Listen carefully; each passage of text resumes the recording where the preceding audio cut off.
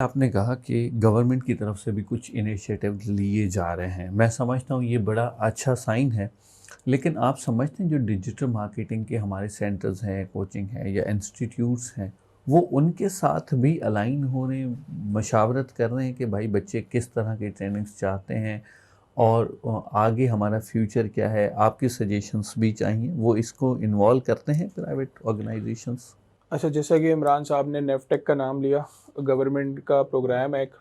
तो मैं उसका पार्ट रह चुका हूँ। जो अमेज़ॉन का जो ई कॉमर्स का जो पार्ट है उसके अंदर गवर्नमेंट ने जो हम जैसे प्राइवेट लोग थे उनकी हेल्प से ही करिकुलम को जो है वो डेवलप किया है। ओके।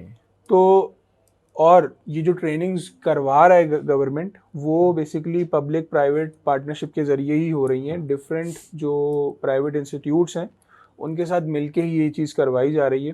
तो आप समझ लें कि ट्रेनर्स वो हम जैसे लोग ही हैं जो उसको ट्रेनिंग्स करवा रहे हैं, क्योंकि गवर्नमेंट के पास गवर्नमेंट लेवल पे इतने ज़्यादा ट्रेंड लोग नहीं हैं। तो एक बंदा जो कि पिछले 10 साल से एक चीज़ को सिखा रहा है, तो वो ज़्यादा बेहतर इस चीज़ के अंदर सिखा सकता है। तो इस वजह से गवर्नमेंट उनके साथ पार्टनरशिप कर रही है, जो कि एक बड़ी अच्छी चीज़ है।